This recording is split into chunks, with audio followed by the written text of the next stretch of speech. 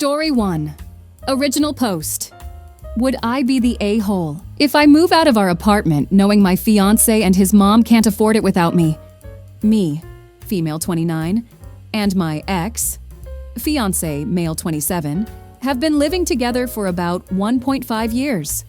Fiance got his undergraduate degree, worked for a couple years, and then decided to get an Master Business Administration, which is how he ended up in our city. We moved in together after he finished his MBA program. Fiance is from the Midwest, and his mom has always wanted him to move back. When he told her he was staying here, she was heartbroken. I went to college and got my degree in a STEM field. After I graduated, I got a job with my current company and moved to the city where we currently live. It's a big international company with multiple locations in the US and international. I love my job, I like the company I work for, and the pay is pretty good. All in all, a pretty good deal. During COVID, my office shut down and we all went work from home. After COVID, they decided not to reopen this office, so I've been 100% working from home since early 2020. I currently make considerably more than him, mainly because I've been working for 7 years and I'm in tech. I had been living by myself in a one-bedroom apartment and just had my office set up in the living room since it was just me. When we moved in together, we decided to get a 2-bedroom apartment so I could use the extra room as an office. Because of this, I was paying 2/3 of the rent and he paid 1/3. We split everything else 50-50. So the problem started this past May. Fiance's mom told him she wanted to move to our city to be closer to him. She asked if she could stay with us while she looked for a job and got settled. She's a teacher, so figured she'd be able to get a teaching job pretty quickly. Because of that, I didn't really mind her staying with us, as I figured it would just be for a couple months over the summer. Since I thought it would only be for a couple months, I moved my office into a corner of our bedroom, and fiance bought a bed to put in the second bedroom. The problem is, she never applied for any teaching positions and has been living with us for 6 months now. She and I have really been struggling with each other since she moved in. I can't make her understand that I work full-time. She constantly interrupts while I'm working, which is bad enough, but she even interrupts when I'm on Teams calls. She always asks me to take her places because she doesn't like to drive in our city.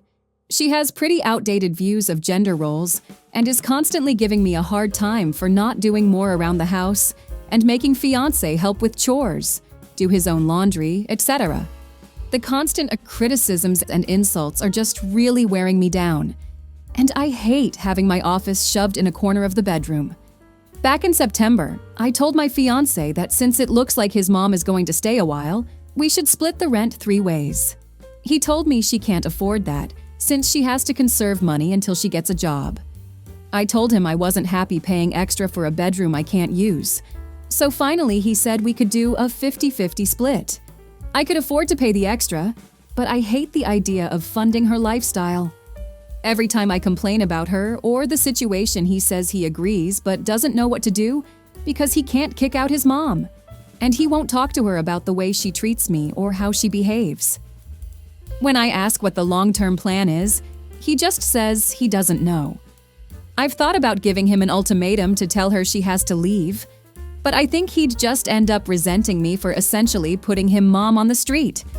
So one of my girlfriends is losing her roommate the end of February. Our lease renews June 1st.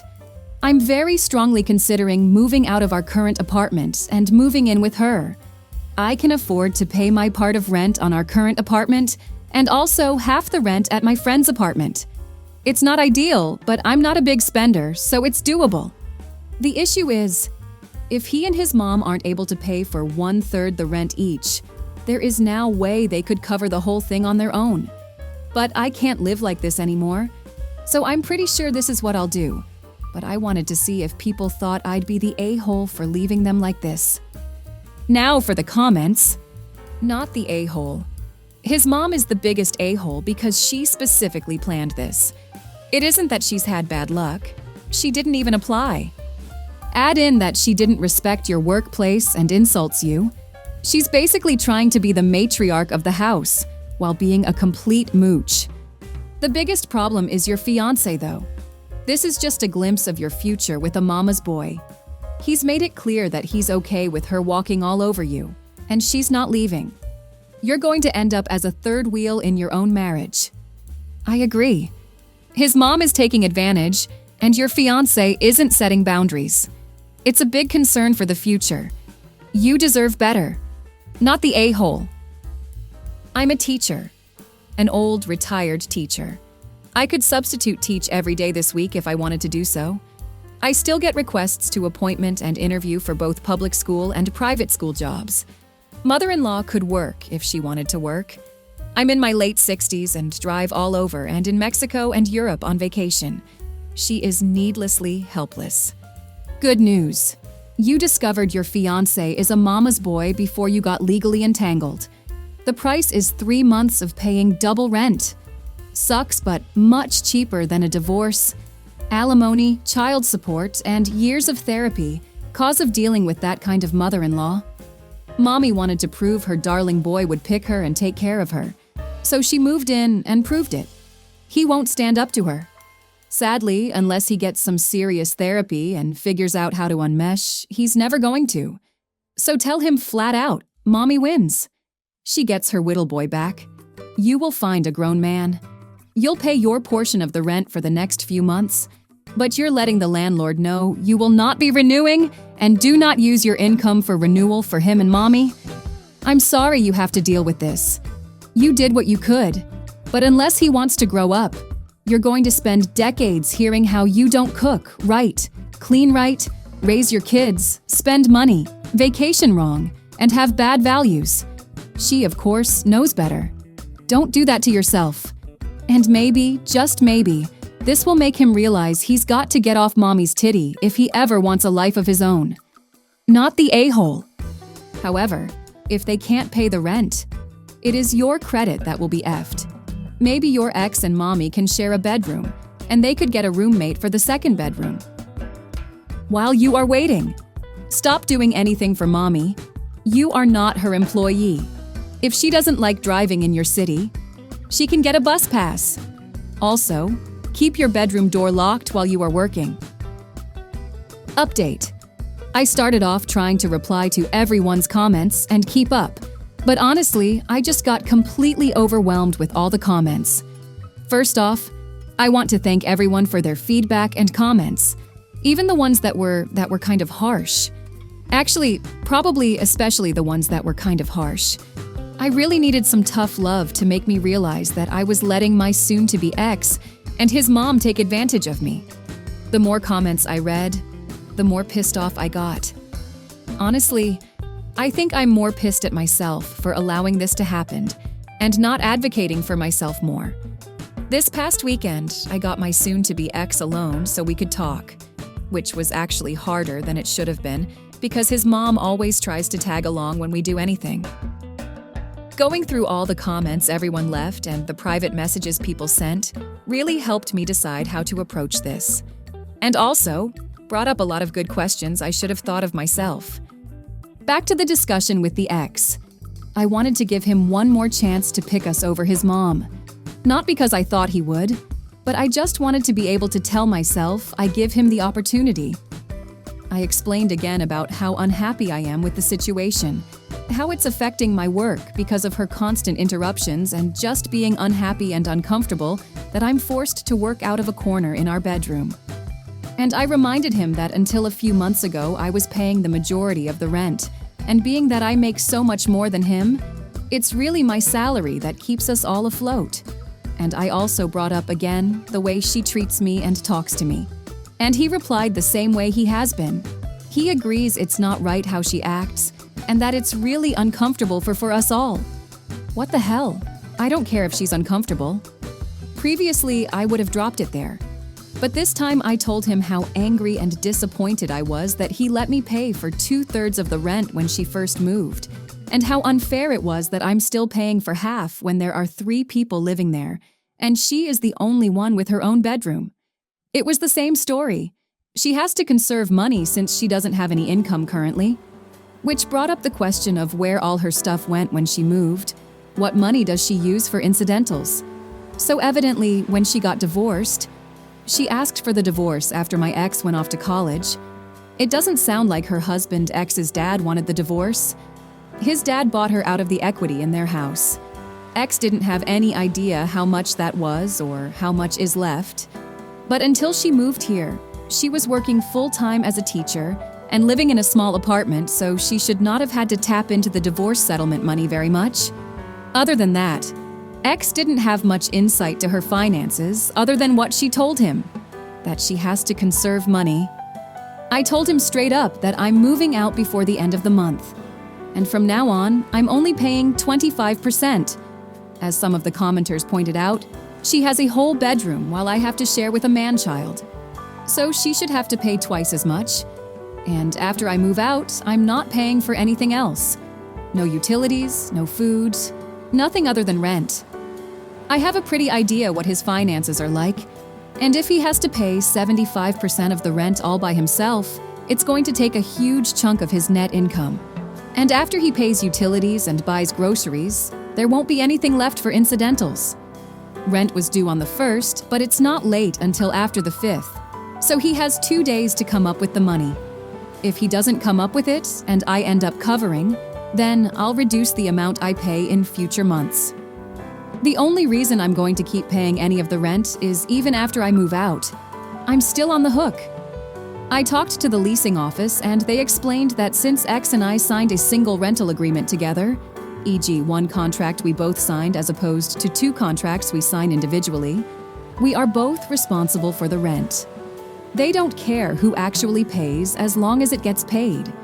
The only alternative would be if he agrees to sign a new lease by himself, or together with his mom.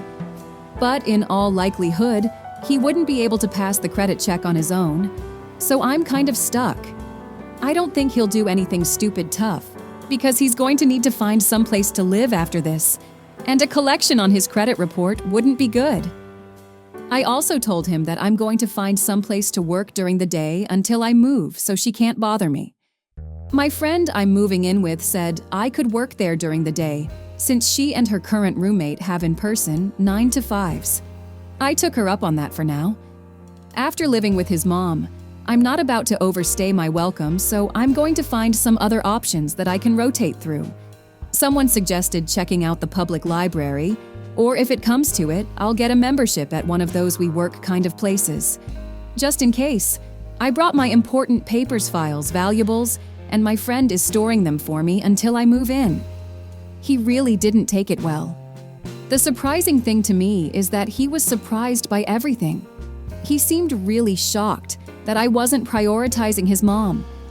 I really got the feeling that he sincerely believed I wanted to take care of her as much as him, and he kept saying stuff like, "What about my mom? What am I going to tell her? That's how she is, but we still need to help her," etc. He asked about our relationship and the engagement. I told him after I move out, I need some space from him. In a few months, when we've both had some time-space to process what happened, if we both agree, we can talk about the relationship. But he'd have to prove that he's going to have my back going forward and will set boundaries with his mom. I told him that just to avoid more drama, but I don't see a future in which we are together. I told him he needs to tell his mom because she's not my responsibility or problem, and she'll know something's up when I start moving my stuff out. He hasn't told her what's going on yet, but this weekend I'm going to start moving things, so he doesn't have much time. My friend's current roommate starts a new job in another state on the 3rd, so in reality I can probably move in 2 to 3 weeks, just depending when she actually leaves. I don't expect him to do anything bad, other than sulk and complain, but if he does something stupid, or doesn't pay his part of the rent, the ace up my sleeve is I'll tell the leasing office his mom moved in, which is prohibited in the lease. Honestly, getting evicted would solve a lot of my problems right now, so it's a pretty valid threat, I think. Now that I've mentally and emotionally separated myself from him and his mom, I'm looking forward to her reaction when he tells her what's going on. If it gets too ugly, I'll find a cheap Airbnb or hotel or something. I've had some friends, including the one I'm moving in with, offer to let me couch surf for a few weeks, but I just can't do that to someone else. So, that's it. I'm leaving, and I really don't care how that affects them. Now for the comments. You're at the end of a long and painful process, but I'm sure that you will be the better for it. Good luck. I'm proud of you for sticking up for yourself. Your boyfriend just seems to be a wet noodle. He wants space, but he has no backbone to set boundaries with his mom and feels like he's stuck, which he isn't. It will never change, so you're doing the right thing by prioritizing yourself. Good luck. Notify your landlord in writing that you are moving out and to take you off the lease after June 1st. You wouldn't want to do nothing and accidentally trigger an automatic renewal. Already did that. I did it before I went to talk to the front office and confirmed that they received it while I was down there. Story 2. Am I the a-hole here for divorcing my depressed wife because her depression and depression-induced spending are dragging me down? At what point do I leave my wife because her depression and depression-induced spending is dragging me down? When my wife, 36 female, and I met, 35 male, I was in a Master Business Administration program, and she was finishing up her certification process to become a nurse anesthesiologist. I was drawn to drive and optimistic view of the world. We were both young adults, 26 and 27, who saw the world as an endless source of opportunity. We discussed having kids when we were more established in our careers. After graduation, we both went to work. I got a job consulting, making $200,000 a year with a signing bonus, and have continued to grow in my career. My wife was crushing it at her dream hospital, making $150,000 before overtime. We were so happy traveling and enjoying ourselves. We eventually bought our home and were truly living our dreams. Until about 3 years ago, my wife had a mental breakdown at home between shifts at the hospital. She was eventually hospitalized for a few weeks. After she came home, we agreed she would take 6 months off to recover, and I would take care of us. Immediately, she started spending an average of $2,000 to $3,000 every other week, traveling with friends and weekend trips. She stopped helping around the house and was constantly out of the house. I completely supported this for the first 6 months. She said it was part of her healing process, and I understand entirely, through sickness and health. Then, the agreed 6 months passed, and I asked if she was ready to return to work part-time. This caused her to shut down, so I backed off. Then, a year passed and revisited again. Another breakdown ensued. I asked if she was ready to consider starting our family and being a homemaker instead of working. We were in a great financial position and didn't need the money. She agreed, and for the last year, we have been trying to have a baby. We have even done fertility testing and been given a, "You are both healthy. Keep trying." Last week, I was driving her car and dropped my phone. I pulled over to grab it from under the driver's seat and, to my surprise, found birth control pills. I was shocked and turned around on my way to work to confront her. She broke down and called me an abuser for trying to force kids on her. She has never told me she didn't want kids, and I would absolutely never push her. She then started blaming me for her breakdown. She said it's my fault she can't work. I then brought up how I have handled 95% of the cooking and cleaning for the last 3 years, because I was trying to support her and allow her to heal while she traveled, and racked up a $10,000 credit bill every month for me to pay off. Since she has shut down and refuses to talk to me, I have been sleeping at our vacation house because she says it's detrimental to her mental health to share a space with me, her abuser. I can't shake the feeling that I have been lied to and taken advantage of for years now. I want a divorce, but at the same time, if she is genuinely sick, I don't want to abandon her. Am I an a-hole for even considering leaving my sick wife? I can't shake the feeling that I'm selfish for even considering this. Edit.